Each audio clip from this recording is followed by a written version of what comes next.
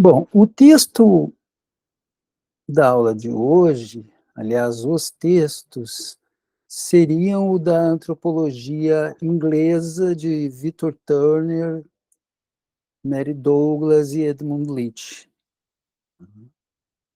Então, à exceção da Mary Douglas, né, o Edmund Leach menos, mas o Victor Turner extensamente, são discutidos pela Sherry Orton nesse texto magnífico que é Teoria na Antropologia desde os anos 60.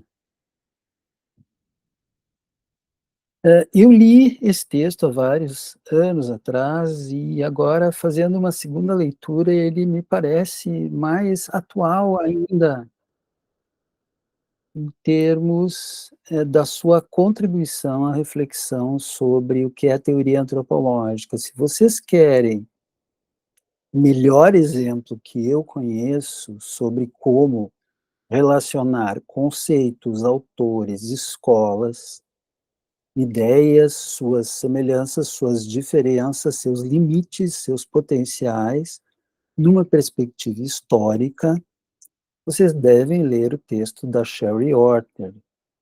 Ele serve, inclusive, como um grande mapa da evolução da teoria antropológica dos anos 60 aos anos 80. Ela escreve 2 décadas depois, esse texto é do início dos anos 80 ou 90. Tem uma versão de 1993, mas ele se detém em algumas tendências que estavam em andamento na teoria antropológica durante os anos 80, e, portanto, é muito plausível supor que seja um texto da década de 80. E aí, 2 décadas depois, já no começo do século XXI, ela escreve um outro texto muito bom, também publicado em português, que se chama A Antropologia Obscura e Seus Outros, que seria o título em inglês, que é o título em inglês, Dark Anthropology and His Others, que ele se dedica a acompanhar como que a antropologia se transformou de uma época em que a conclusão era uma discussão sobre as promessas de uma antropologia da prática, da performance, voltada para o sujeito, mas mais integrada com uma antropologia mais estrutural, em vários sentidos, como isso havia se convertido numa movimentação em direção a uma antropologia crítica do neoliberalismo, que é algo que vocês, muito provavelmente, vão trabalhar em Teorias Antropológicas 2. Então, é preciso estabelecer bem os limites aonde esse texto se inscreve na perspectiva da história da teoria antropológica. Ele é muito interessante porque ele percorre autores, conceitos e orientações que são os da segunda parte da nossa disciplina, e ainda inclui outros que nós não teríamos condições de vê-los todos em Teorias Antropológicas 1, porque foge ao nosso escopo tradicional de orientação, embora eles sejam importantes historicamente, por exemplo, David Schneider, a ecologia cultural, nos anos 60, nos anos 70 o marxismo estrutural, a economia política. Eu acho que essas tendências, e, enfim, como outros diálogos que a antropologia vai ter, né, além da nossa disciplina, ela tem um lugar mais garantido na Teorias Antropológicas 2. Porque essas críticas que vêm dos anos 70 e 80, aí você tem pós-modernismo, marxismo, feminismo, pós-colonialismo e crítica da herança colonial na antropologia, né, uma ênfase na questão moral muito importante, uma discussão de alteridades internas às sociedades chamadas avançadas ou centrais. Isso são temas que gravitam em torno da teorias antropológicas 2, como eu já vinha falando a vocês há várias aulas. Então vamos lá.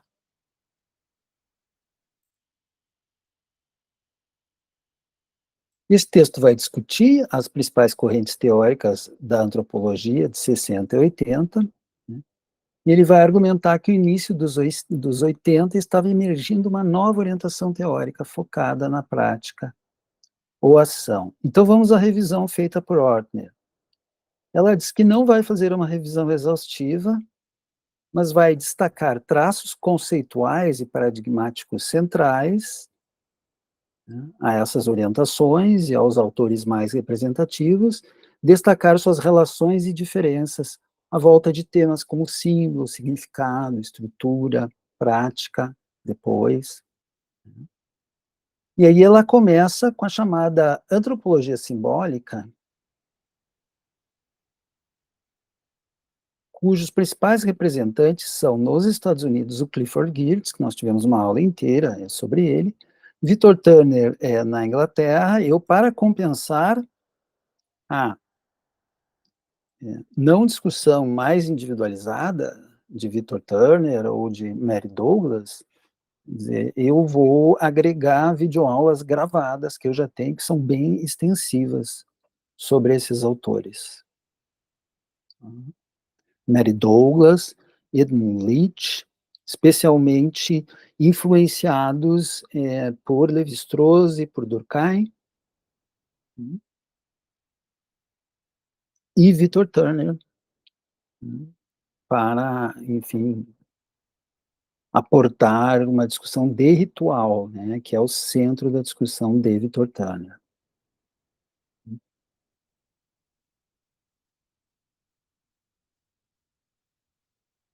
Então, esses autores vão ter um foco no estudo dos símbolos e significados culturais, mas com leituras diferentes. O Geertz, como a gente viu na aula passada, ele vai entender a cultura como sistema de símbolos públicos com ênfase no ethos cultural, né? A gente discutiu na aula passada a diferença entre ethos e visão de mundo. O ethos como a apropriação e operacionalização mais psicológica e emocional, né, conformando uma espécie de estilo ou assinatura de diferentes sistemas culturais ou culturas. Tá? E ao contrário de Lévi-Strauss, ele não vai ver a cultura como um conjunto de princípios organizadores que são da ordem de uma abstração linguística, de oposições binárias ou de formação de estruturas que estão alojadas numa espécie de inconsciente cultural. Não, ele vai ver simplesmente essa cultura como a construção que atores fazem em relação e em ação concreta de símbolos que estão disponíveis. Aí eu cito Sherry Ortner. Para Geertz, assim como antes dele para Ruth Benedict, até o mais cognitivo ou intelectual dos sistemas culturais, como os calendários balineses, é analisado não apenas para revelar um conjunto de princípios cognitivos estruturantes, mas especialmente para compreender a forma com que o jeito balinês de dividir o tempo se imprime sobre o seu senso de self, de relações sociais e de conduta, com um sabor culturalmente distinto, um ethos. Ele tem um texto que nós não discutimos, que é muito importante, que é sobre a noção de pessoa balinesa, aonde todas essas dimensões estão trabalhadas. Aí a gente chega, eu vou falar um pouco pouquinho mais extensamente do Victor Turner.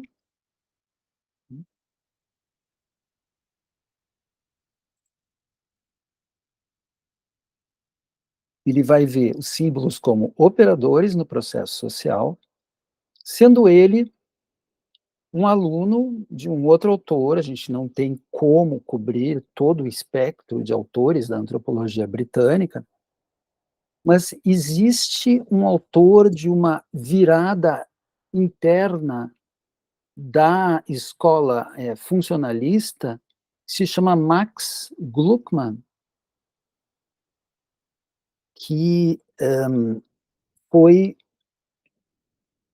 quem enfatizou a importância do conflito para o funcionamento dos sistemas sociais. Então, o conflito não é uma dimensão anômica, ele pode ser funcional, né. Isso de integrar o conflito responde a uma série de críticas que já nos anos 30 e 40 a escola britânica funcionalista vinha sofrendo, de encarar sistemas sociais como aquários que tendem à harmonia, né, que desconhecem a operação de variáveis exteriores, como a história, os sistemas econômicos, as relações de poder e dominação, mas há algo muito mais central na crítica desse mestre de Turner, que é enxergar o conflito como parte do que deve ser observado em situações, não simplesmente como algo não funcional à reprodução da ordem social. Uhum. Então, começou a se ver até observações sobre rituais de conflito. E esse trabalho do Turner, ele é importante para a concepção de ritual do Roberto da Mata, de quem ele era bastante amigo. Ele teve várias vezes no Brasil como professor no Museu Nacional, enfim.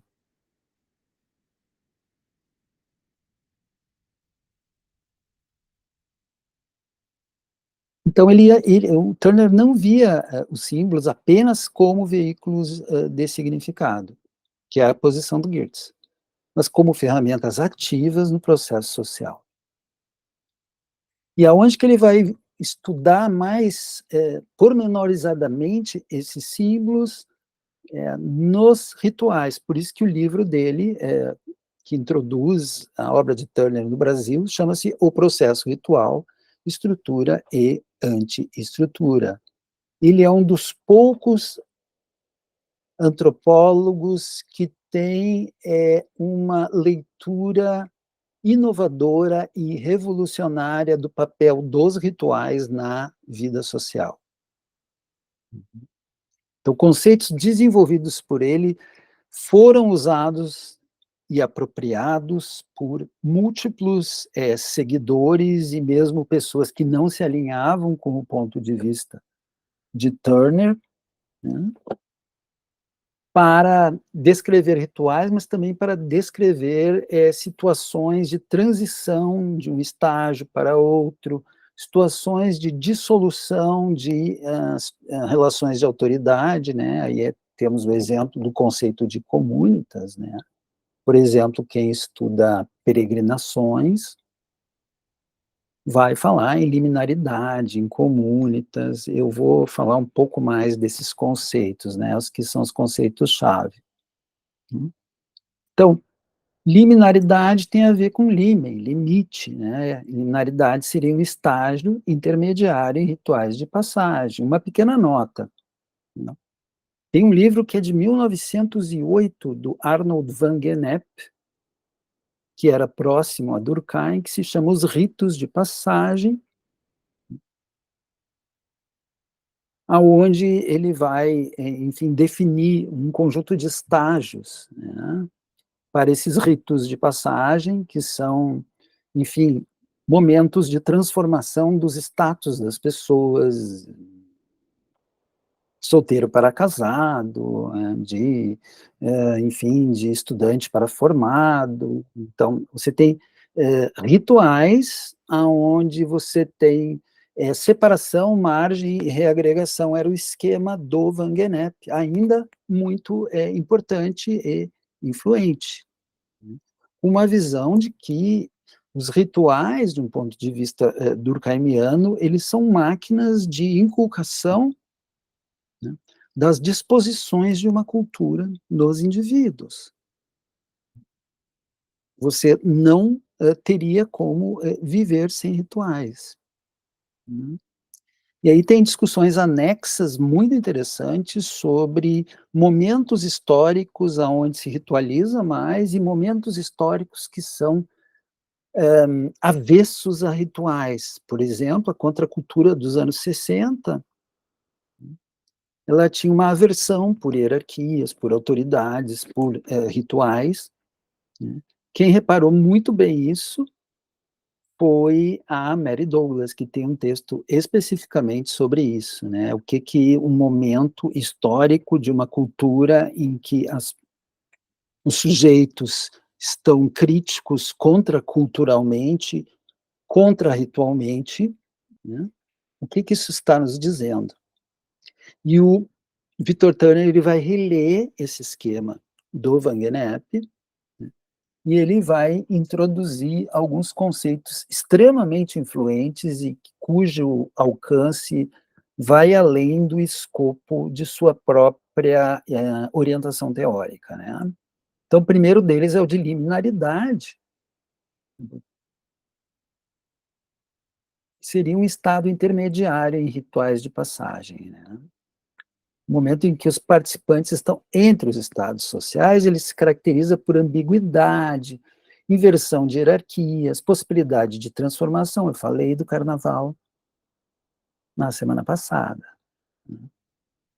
Outro conceito interessantíssimo é o de comunitas, que é uma experiência de unidade e igualdade entre participantes nesse estado liminar, por exemplo, companheiros numa peregrinação ou um pagamento de uma promessa, né.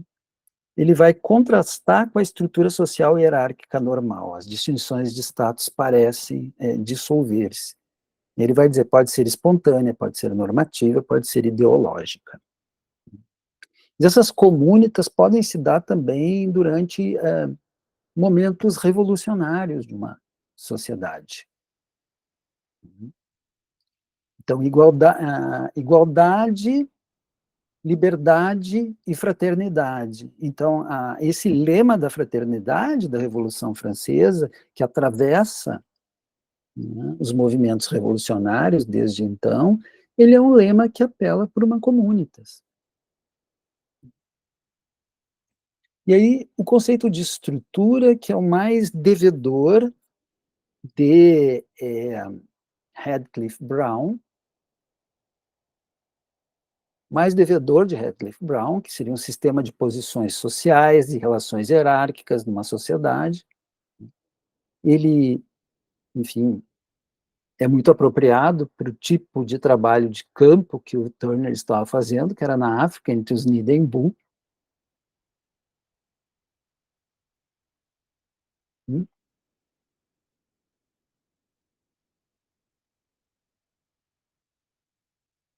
entre os Ndembu, e ele vai contrastar com outro conceito que é muito, importante, e hoje em dia uma pessoa que está fazendo um uso muito inovador desse conceito de antiestrutura é a Letícia Cesarino, em O Mundo do Avesso, Verdade e Política na Era Digital. Ela está fazendo uma leitura das correntes de extrema-direita e do bolsonarismo, em particular, como antiestruturais, né, como avessos às normas existentes em nome de valores transcendentes, como a liberdade, na sua acepção. E essa antiestrutura, ela é sempre uma antiestrutura em movimento, né, enquanto a estrutura, ela é uma estrutura mais fechada, né, tendente a, separar, grupos sociais em hierarquias. A antiestrutura, ela tem uma tendência a quebrar hierarquias e tem um veio contracultural. Seja muito bem-vinda, Catiúce. Era você, então, na visual, está bem. Hã, e a Letícia Cesarino, ela vai entender esse público, que depende de uma certa infraestrutura cibernética e informacional, que é provida pela existência da internet e pelo modo de organização do tráfego de dados das redes sociais, a partir, do império das big techs, desde 2010, segundo me informou muito precisamente, né, o Eliezer, colega de vocês, deste império das big techs nas redes sobre o tráfego de dados. Então ela vai argumentar que é importante entender essa dimensão técnica, sem a qual, não seria possível estabelecer esse tipo de comunidade ou comunitas e essa antiestrutura de caráter político das extremas direitas atuais, seu estilo de atuação, de comunicação, de interrelação, ou seja, ela pegou este conceito do Victor Tanner e fez um uso inovador em fusão com o pensamento interdisciplinar de Gregory Bateson e sua bagagem nas teorias da cibernética, nas teorias da informação, etc., tá? Na ideia de uma ecologia da mente. Então, a internet e as redes sociais, elas produzem uma nova ecologia das relações em ambientes que dependem dessas infraestruturas, mas com um potencial de impacto em todas as atividades humanas que ninguém conhecia ou esperava. Então, a partir dessas tecnologias que não são apenas de comunicação, mas são tecnologias de relacionamento, né, você pode, por exemplo, ganhar o WhatsApp através de uma eleição, desculpe, ganhar uma eleição através do WhatsApp, ganhar uma eleição via WhatsApp. Uhum. É claro que não há um determinismo tecnológico, mas há um modo de uso de que os usuários se apropriam para se empoderar como sujeitos políticos de uma maneira em que não era possível esse espaço em contextos anteriores à existência dessas infraestruturas, ok?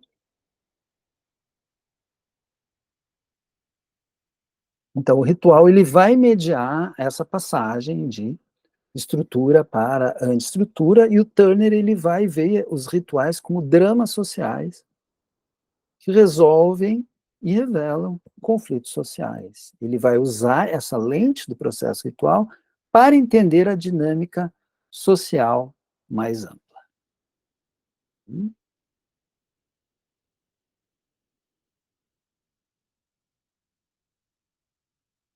A gente chega na escola que não estudamos, mas que fizemos menção a ela repetidas vezes,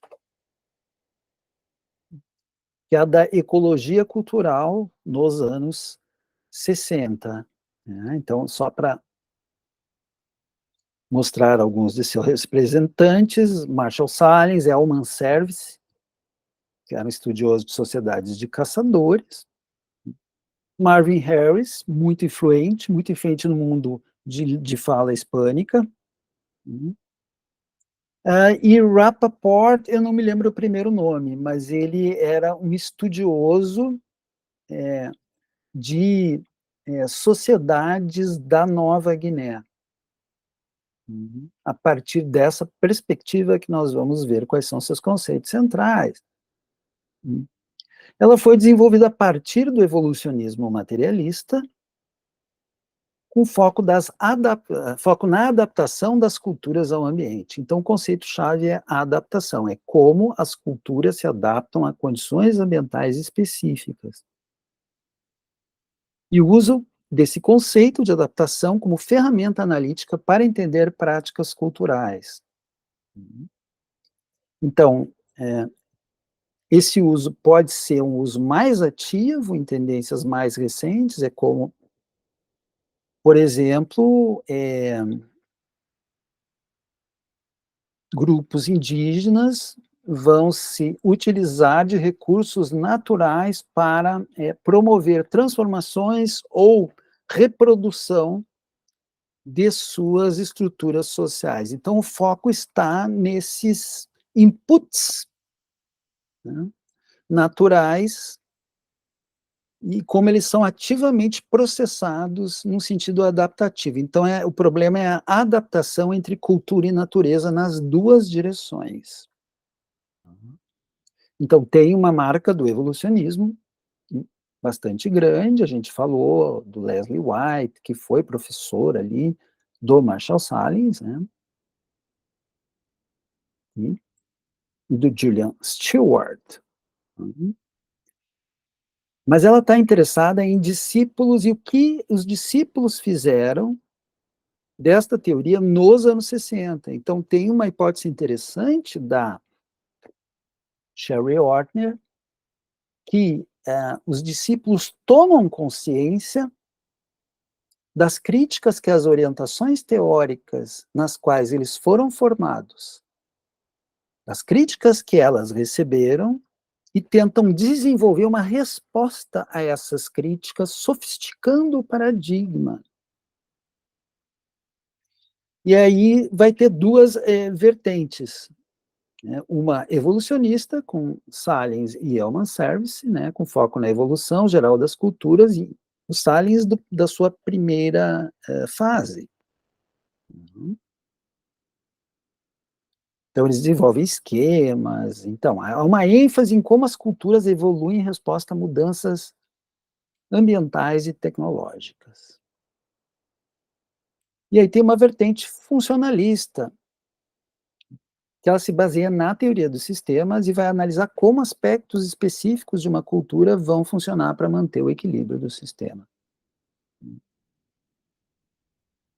Como que a prática cultural contribui para adaptar-se ao meio ambiente. Então tem o estudo do Rapoport sobre o ritual caíco dos Maringue, da Nova Guiné, que regula o ciclo de guerra e de paz, controlando a pressão populacional e o uso de recursos. Então, havia nos anos 60 uma grande crítica que vinha de correntes da antropologia cultural, dessa antropologia simbólica emergente, mas também do estruturalismo francês, né, e depois do marxismo dos anos 70, que vão salientar que a cultura desaparece, na verdade. A cultura como construção de significado, né, ou como linguagem, ela vai desaparecer dessas preocupações da escola da ecologia cultural e ela fica reduzida a um problema de adaptação. Tem elementos disso já naquele primeiro texto, da estrutura e função do Radcliffe Brown. Radcliffe Brown também achava que não era importante discutir aspectos ideacionais ou valores.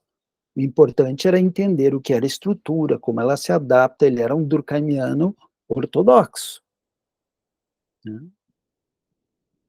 Vamos lá. Aí a gente chega no estruturalismo francês, a gente já teve aula, já falou sobre estruturalismo francês. Quem não viu a exposição Lévi-Strauss, cujo curador é o professor e colega, né, Vítor Queiroz, no Museu da URGS, tem que ir ver para enxergar a dimensão sensível em que se encarna, né, o pensamento de Lévi-Strauss. Então, aqui algumas características do pensamento Lévi-Strauss, né, que ele se inspira na linguística de Saussure, tem foco em sistemas de classificação e operação lógica do pensamento. Trata de mitos, sistemas de parentesco, classificações totêmicas. Uhum, uhum. Então, cito a Sherry Ortner. Culturas são fundamentalmente sistemas de classificação e também conjuntos de produções institucionais e intelectuais construídas sobre esses sistemas e que operam sobre aqueles. Então, depois vão chover críticas também sobre essa orientação, dizendo que ela despreza a história, ela despreza o papel das relações de poder e dominação, despreza a influência da economia na orientação da cultura. Ela afirma, a orientação de Lévi-Strauss, basear-se em Marx, mas de uma forma muito limitada. O Lévi-Strauss vai dizer que, na verdade, ele é um marxista fazendo uma teoria da superestrutura, que ainda não tem desenvolvida em Marx. Hum.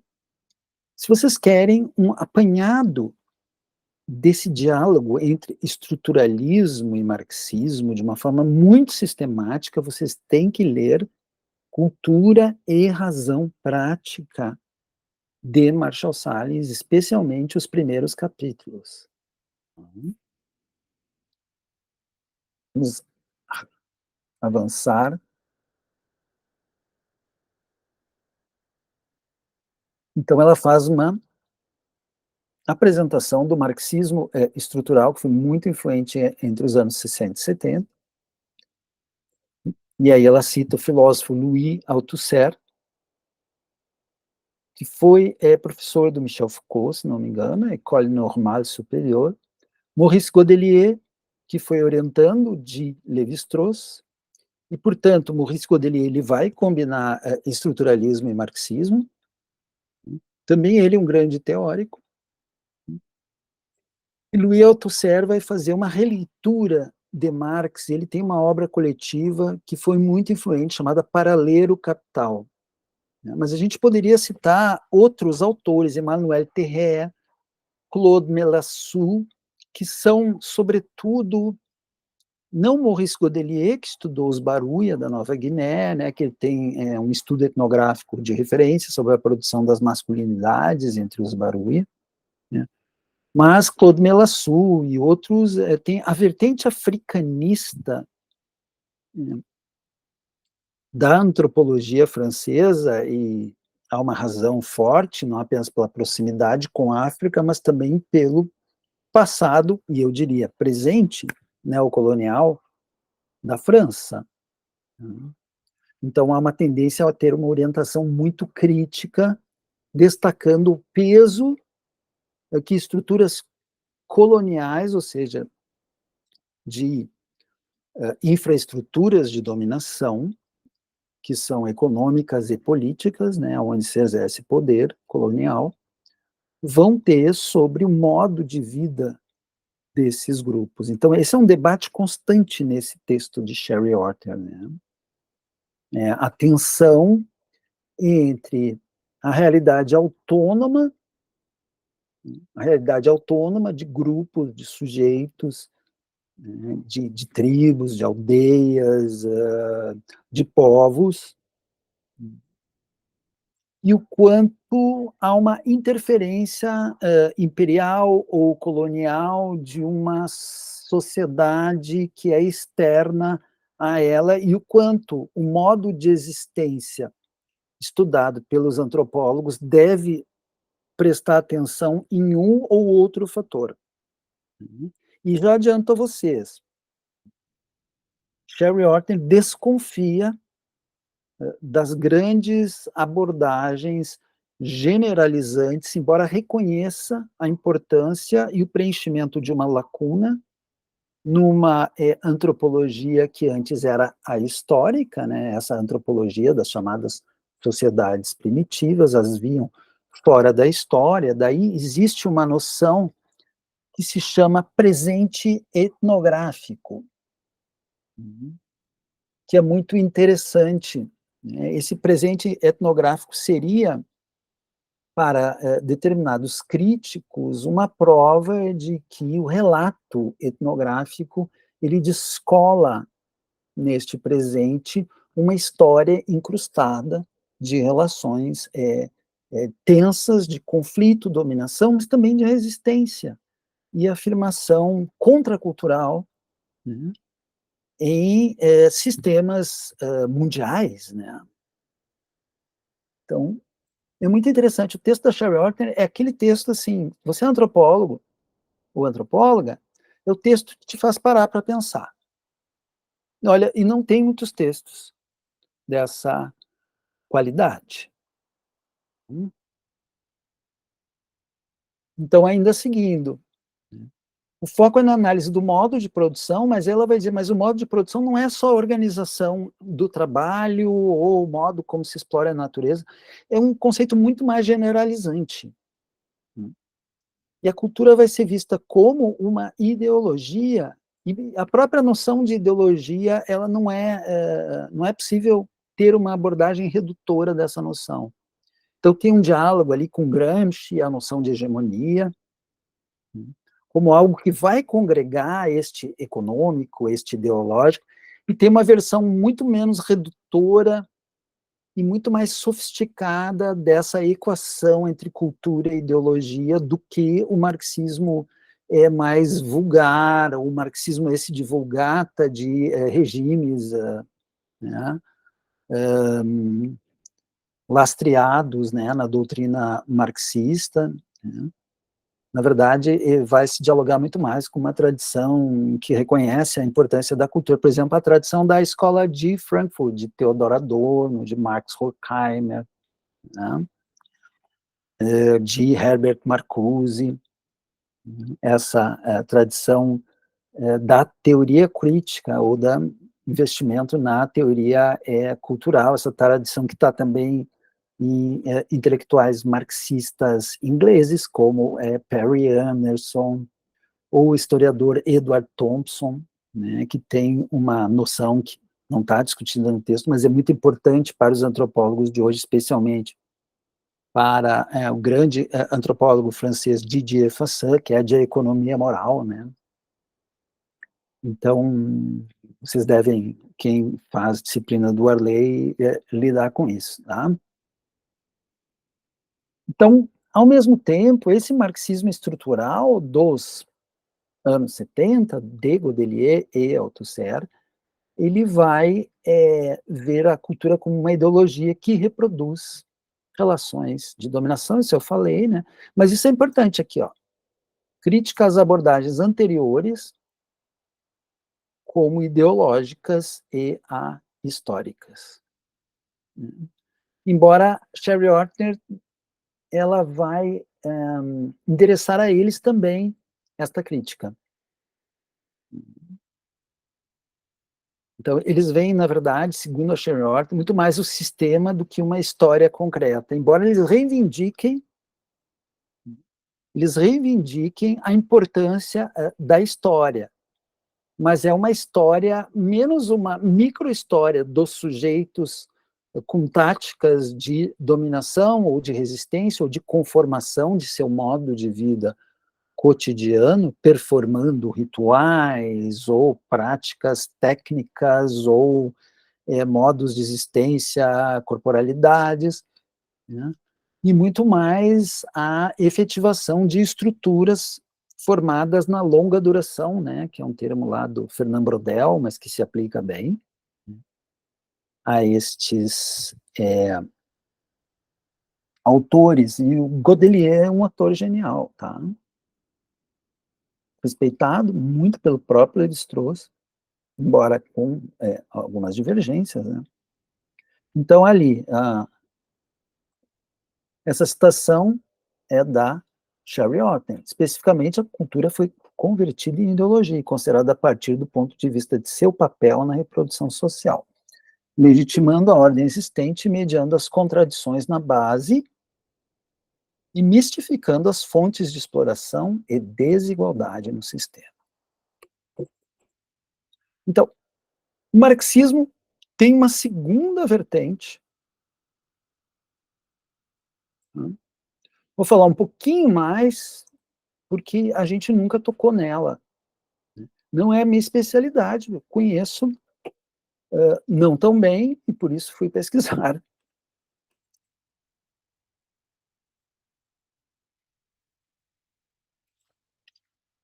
E já adianto que quem domina como ninguém, em nosso pós-graduação, essa discussão é o professor Pablo Quinteiro, que já deu cursos sobre marxismo e antropologia.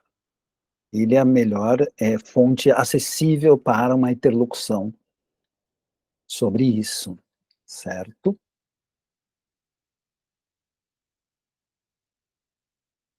Bom, essa vertente da economia política, tudo que eu estou dizendo está no texto da Sherry Ortner. Ela está inspirada em teorias de sistemas mundiais, esse termo é do Immanuel Wallerstein, e a teoria da dependência, que foi muito importante, por exemplo, para a escola cepalina, né, que se desenvolveu no Chile e que contou com a participação de muitos intelectuais latino-americanos, entre eles Fernando Henrique Cardoso, nosso ex-presidente.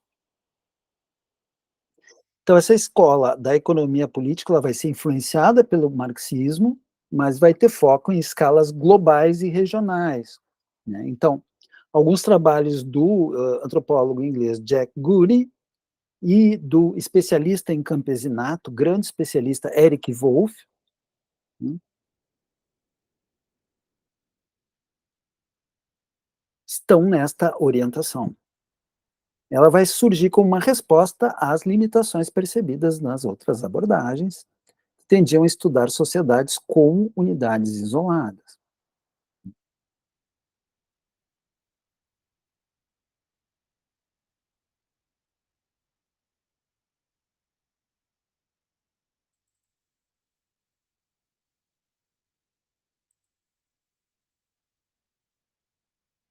Então, quando se está falando de sistema político-econômico regional, vocês pensem, por exemplo, sei lá, uma região geográfica considerável, né?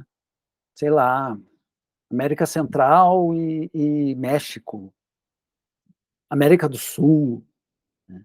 Europa. Então, vai se estudar relações econômicas e políticas em escala maior que a comunidade local. Então, vai ter conceitos, mercados. Eles vão estudar mercados, que mais eles vão estudar? Deixa eu pegar minhas notas aqui.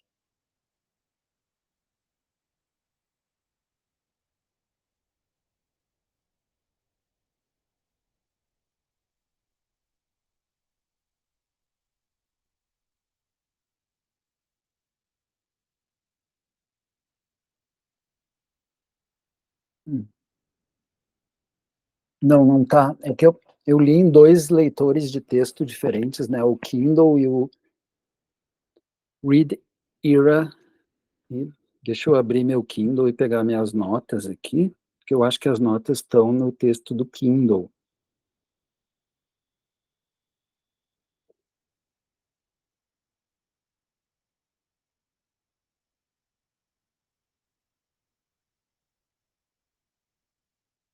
Um pouquinho de paciência.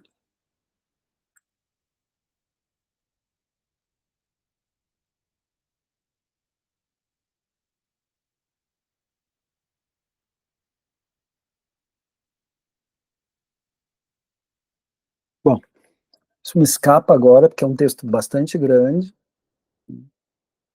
mas enfim, são mercados, são formas de relações econômicas, todas as que possam produzir um nexo entre a organização de um sistema mais amplo. Vamos supor, o Brasil tinha um mercado de escravos e um mercado para suas commodities na época colonial.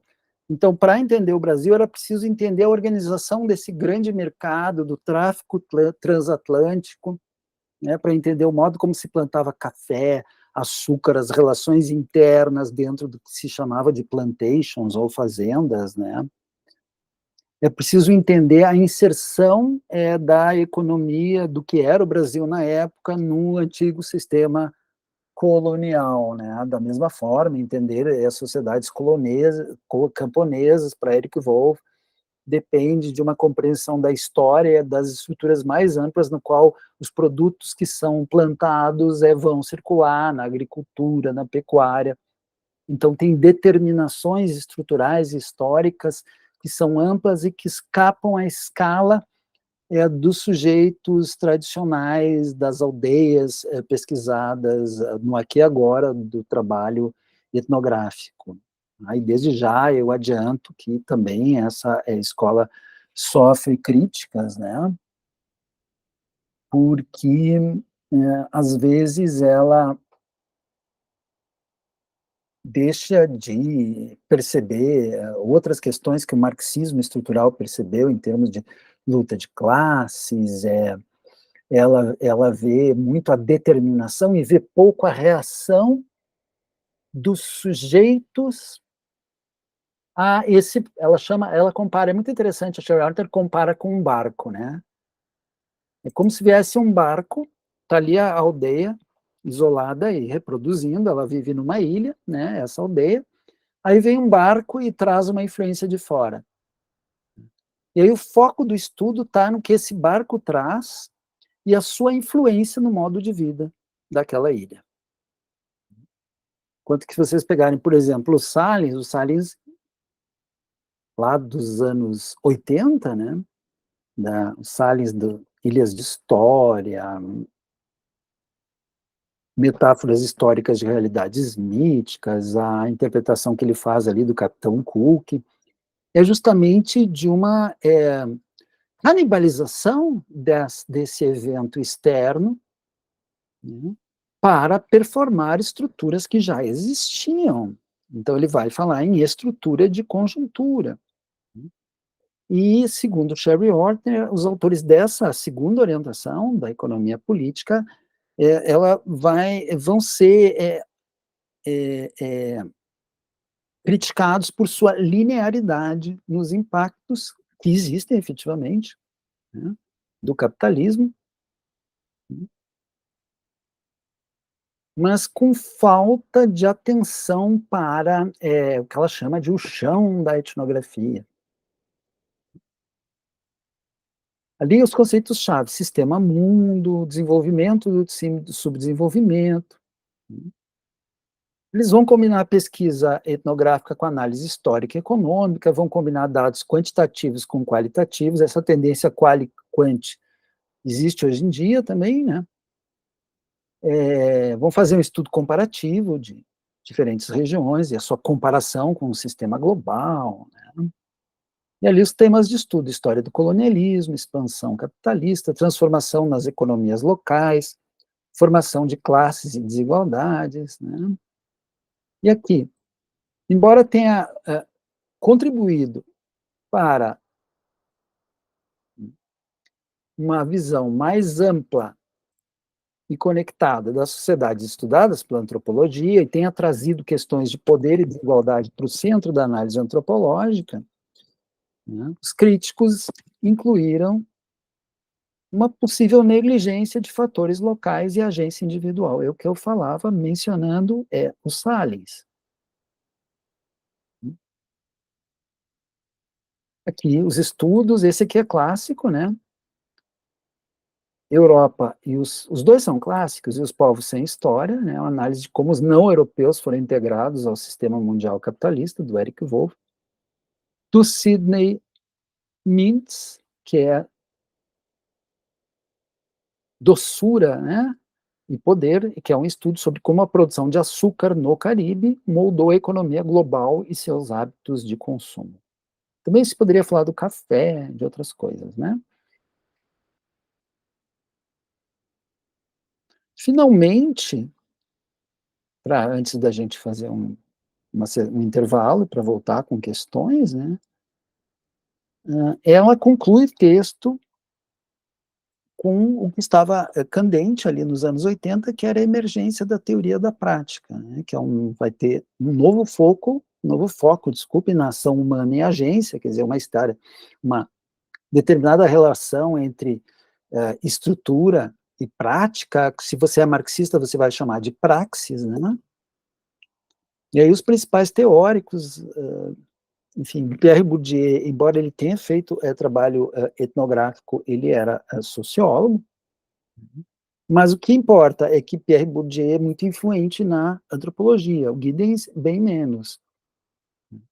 Mas ele era, enfim, um líder de escola na época. Ele criou uma teoria chamada teoria da estruturação, que é essa promoção da agência de um lugar determinado e inexistente nessas orientações até os anos 60, funcionalismo, estruturalismo, quer dizer, o sujeito praticamente desaparecia das análises, né? Ele não era nem a última instância, nem o que deveria ser procurado, né? O sujeito, ele existia enquanto um sujeito mais fixo em estruturas coletivas, mas não se pensava em microanálises de sujeitos individuais e suas táticas de existência, reprodução, resistência, etc.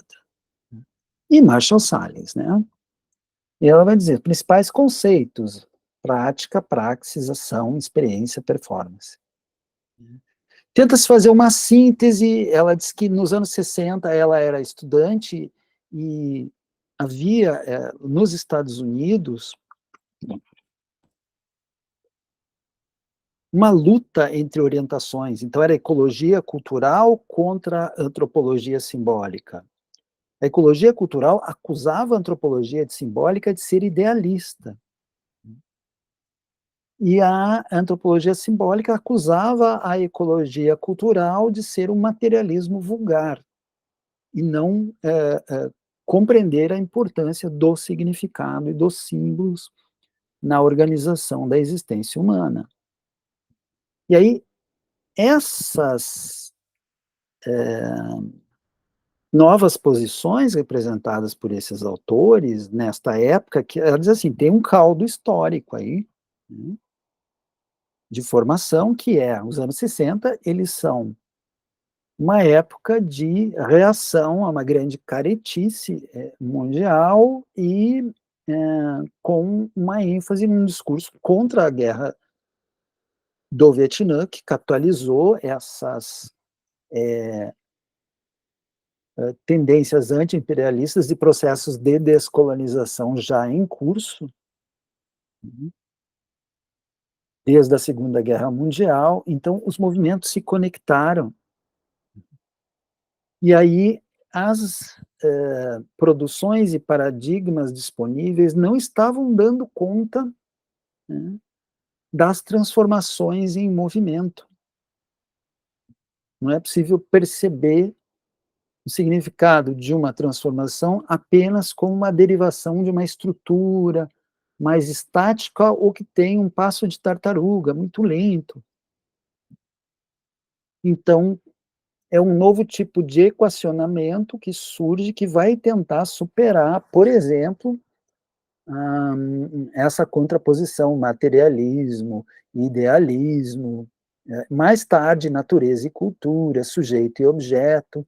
O Bruno Latour vai chamar isso, em Jamais Fomos Modernos, que é de 1994, de grandes divisores, natureza e sociedade, ou natureza e cultura, né?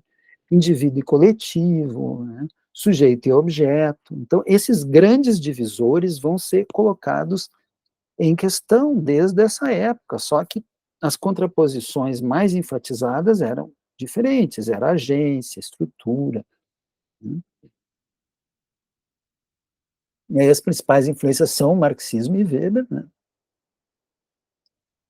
E aí, sintetizando, essa tendência ali em movimento, né, em processo de criação, na época em que Sherry Orton está refletindo e produzindo um material que levou a esse texto, né, que nós estamos discutindo, vai se aceitar o poder constrangedor do sistema, mas vai se enfatizar como é produzido pela ação. E aí tem intermináveis debates sobre qual é o papel da ação e qual é o papel do sistema. Se a ação produz, o sistema também. E aí tem debates também sobre se é uma ação coletiva ou uma ação individual. Se essa ação tem que ser tomada numa dimensão micro, local e num tempo muito curto, ou se ela é uma dimensão de duração variável, cujo limite é a longa duração. Hum.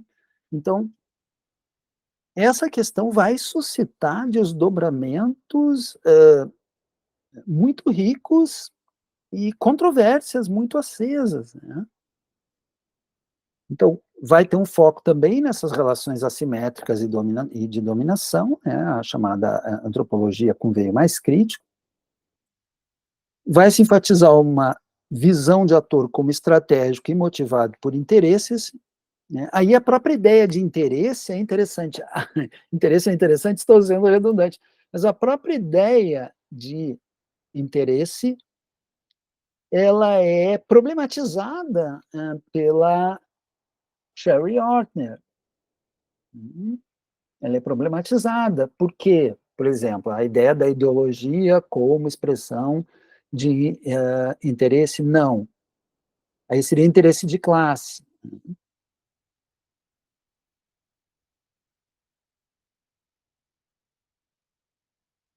Ela vai dizer que há uma influência do individualismo moderno na noção de interesse, especialmente a ideia, eh, derivada de uma, economia ortodoxa e liberal, de que os indivíduos eles têm, uma ação motivada pela maximização de seus interesses, e cada ação pode ser lida como ação que deriva de um cálculo tático e estratégico do resultado dessa ação, né.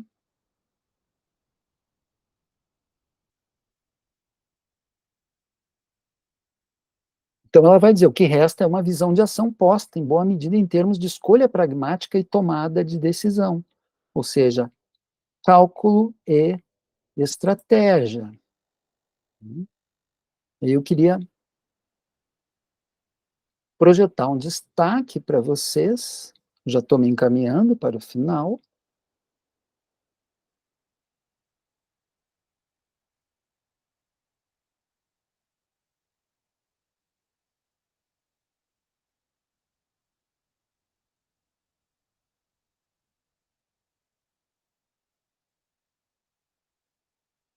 Que motivação?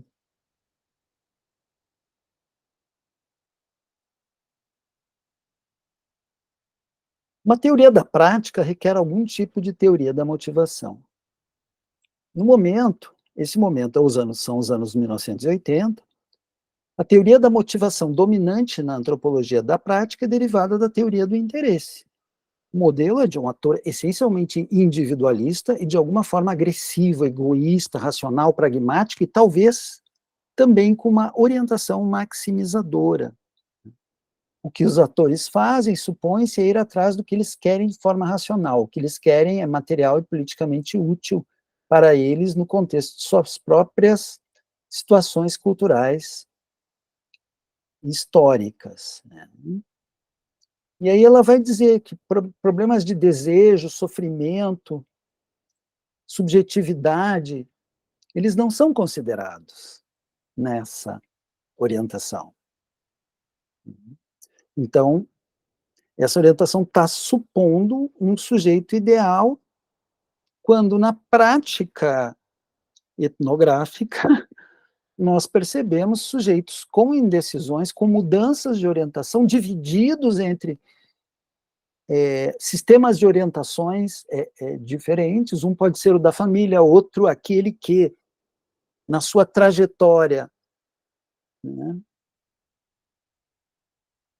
a pessoa decide abraçar algum tipo de causa ou ideologia política que é muito diferente. Por exemplo, alguém que é de esquerda e tem uma família conservadora, ou que, tem um modo de vida, eh, condenado pela moral de sua família de orientação, né, seu núcleo familiar. Estou dando um exemplo, assim, muito raso, para mostrar que, esses indivíduos, que podem ser inclusive deserdados, uhum, eles estão agindo por, fatores subjetivos que não seduzem a mero interesse. Então é preciso dar conta da complexidade das motivações. E aí ela vai mencionar a teoria da atenção do Clifford Geertz, é essa questão do tensionamento entre sistemas de significados, valores e projetos diferentes. Do exemplo, por exemplo, que eu acabo de dar. Então, isso torna mais complexa a reflexão sobre uma teoria da prática em antropologia. Hum, Sem dúvida, poderia ser dito, citando a Ortner aqui, porque são os meus retalhos do texto, né? Poderia ser dito que a teoria da atenção é uma teoria da produção social dos interesses, em oposição à sua produção psicológica, sendo esta última vista menos como expressões diretas da utilidade e da vantagem para os atores, e mais como imagens de soluções para os problemas e as tensões que são experimentados. Por fim, uma abordagem baseada na noção de interesse tem a tendência de acompanhar uma visão de ação como jogadas táticas de curto prazo, em vez de projetos de desenvolvimento a longo prazo. Poderíamos dizer, com Gramsci, que a ação, numa perspectiva de desenvolvimento ou de projetos, é mais uma questão de se tornar do que de buscar. Então, isso dissolve praticamente esse reducionismo implícito na teoria do interesse como motivado, como motivador, né? O interesse econômico como motivador da psicologia individual que leva à tomada de decisões, né? De uma antropologia vista nessa microescala, ou então uma história vista nessa microescala. Esses debates não foram da antropologia só, foram da antropologia, da sociologia, da ciência política, foram da psicologia social também, né? Foram da própria biologia. Embora ela faça uma menção à sociobiologia, que ela diz, esposa certos pressupostos comuns nos anos 60, mas essa sociobiologia acabou se prestando a uma interpretação naturalista conservadora, por exemplo, dos papéis sexuais e da dominação patriarcal de gênero como enraizados numa psicologia evolutiva da vantagem da fêmea ao escolher um determinado mar. Ou seja, a crítica à sociobiologia é uma crítica a como ela é usada para a racionalização ideológica das desigualdades existentes atualmente. E ela se tornou muito popular e ela é influente numa parte da antropologia biológica, ela é distante essa antropologia biológica de nós, porque a nossa antropologia, pelo menos aqui no Brasil, ela se forma dentro de cursos e escolas de ciências sociais, ela é vista como uma ciência social por excelência. Então, a gente não estuda aqui, por exemplo, em pós-graduação, a gente não estuda genética, a gente não estuda evolução, até que não seria mal estudar, não quer dizer que esses temas sejam reacionários em si. Algumas das pessoas mais progressistas que eu já conheci e que eram dessas áreas da arqueologia, da genética, eram pessoas que criticavam uma leitura reducionista e uma aplicação reducionista das discussões e mostravam aspectos de complexidade e indeterminação no mundo da própria genética ou, enfim, da arqueologia, da paleontologia, né? Mas, enfim, tem esses usos, né? Esses usos ideológicos, naturalizantes. Eu estou com um livro aqui, eu não sei se tem uma versão na internet, escrito por um biólogo chamado Stephen Jay Gould, e o nome é A Falsa Medida do Homem. E aí ele vai estudar as teorias científicas que racionalizam a desigualdade humana desde o século XIX. A craniometria, a eugenia, a craniologia.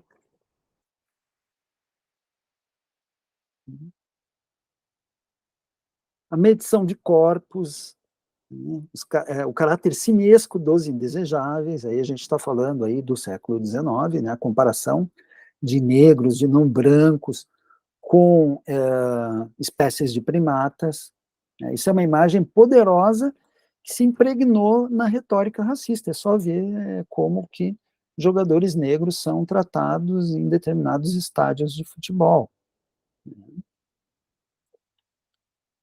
Então, quem faz isso tenta se proteger no anonimato das multidões para praticar um racismo covarde que tem uma relação de longa duração com esse tipo de racionalização.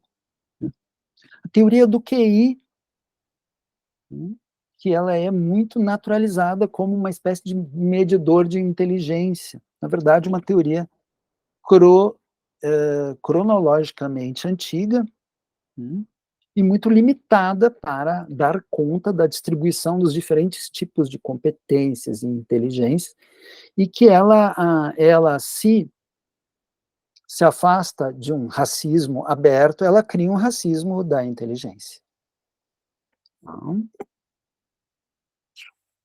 Então, eu recomendo o livro de Stephen Jay Gould, que conta a história destas abordagens na chamada ciência, né? Porque a ciência ela dá aquele ar de legitimidade e de naturalidade para isso. O que eu poderia dizer? Interromper, eu acho que já estou na conclusão.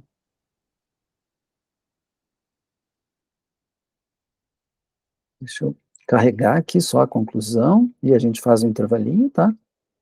E depois a gente discute o texto, os trabalhos.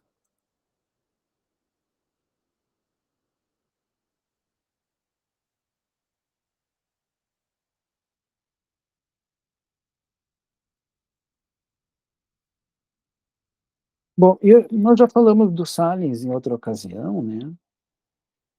Essa contribuição da estrutura de conjunturas, de como o Salins foi uma pessoa que se reinventou em sua trajetória acadêmica de uma posição radicalmente ecológica e cultural para uma visão culturalista misturada com o estruturalismo. É interessante que a Sherry Ortner afirma nesse texto que os estruturalismos britânico e as apropriações norte-americanas, elas não vão comprar o pacote completo do estruturalismo, que é um tipo de reducionismo ao inconsciente, a uma dimensão teórica controversa, né? Mas vão fazer um exame menos universalista dessas comparações e princípios e mais aplicar a realidades cosmogônicas, locais, a estudos mais limitados, sem entrar em pressupostos tão controversos, né? Daí os trabalhos de Edmund Leach, de Marshall Salins, são exemplos muito claros disso. Né? Então, cada vez que uma teoria viaja, ela é reapropriada, ela dialoga com o ambiente local, com prioridades, com tensões que são internas aos campos acadêmicos e às sociedades dos países nos quais elas são introduzidas. Tá? Eu acho que os outros, essa integração entre perspectivas, a reconciliação, estrutura e agência, o problema é sempre do como, né? Está muito presente nesse texto.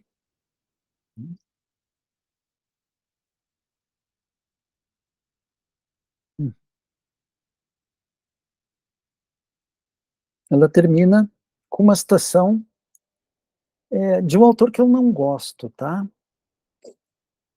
Que é o Peter Berger. Você sabe aquelas citações do tipo, o homem não faz a história, mas não faz conforme os seus, enfim, conforme os seus desejos, ele faz conforme determinadas citação de Marx, né? Que eu acho que está no 18 Brumário, de Luiz Bonaparte, não lembro, ou no Manifesto Comunista, e ela cita um texto que era muito popular na época, né, que chama-se Perspectivas Sociológicas, que era desses dois sociólogos, do Luckmann e do Berger. O Berger morreu alguns anos atrás, né, E o Berger tinha tido uma, contribuição para discutir o problema do declínio do prestígio da religião no Ocidente, né, o problema da secularização. Ele tem um livro muito influente na área de antropologia da religião que se chama, oh meu Deus, esqueci o nome, eu ia dizer Um Rumor de Anjos, mas há tanto tempo que eu não lido com Berger. Mas esse livro, da sociedade como um produto humano, ele das perspectivas sociológicas, aliás, ele é um livro, assim, de um humanismo, assim, um pouco, assim, mais vulgar, eu diria. Ele é feito como uma introdução à sociologia, né, é uma introdução à sociologia que destaca a agência das pessoas nas interações, etc. Então, é um tipo de humanismo agencial, né, que já se via na tradição norte-americana, né. O individualismo como ideologia dominante nos Estados Unidos, ele é a base para uma tendência anticomunista que silenciou, a junto com a Guerra Fria, evidentemente, que silenciou o marxismo como corrente teórica importantíssima para interlocução, diálogo e aplicação, né, até os anos 70, 80. Né? Então, nos anos 50, se você se dissesse marxista nos Estados Unidos, você podia até para a cadeia, por causa do macartismo. Eles não faziam necessariamente tu ir para a cadeia, eles faziam tu não conseguir nenhum emprego. Tu era ostracizado e discriminado na tua própria sociedade, né, por conta de sua orientação comunista, ou marxista, ou simplesmente de esquerda. Mas para um anticomunista, assim como hoje em dia, né, tudo isso é comunismo. E aqui embaixo estão as referências. Eu fui ver o que, que tinha, dos textos referenciados por Sherry Orton, que tinha tradução, né? Tem vários deles, interpretação das culturas, esboço de uma teoria da prática, tem o texto do Giddens, Godelier tem uma edição portuguesa, né? Perspectivas da Antropologia, Gunder Frank. Marvin Harris tem o Vacas, Porcos, Guerras e Bruxas, tá? Onde ele desenvolve a teoria da funcionalidade da vaca para a manutenção da subsistência dos camponeses, né, contra a crítica de que comer a vaca mataria a fome, mas seria pior para a agricultura indiana e para o modo de vida deles. E aí ele faz uma racionalização que por isso a vaca é sagrada. Né? Então ele tinha, ao mesmo tempo, uma grande inteligência analítica, mas uma redução da cultura, uma espécie de epifenômeno de interesses materiais inscritos na natureza das coisas. Tá?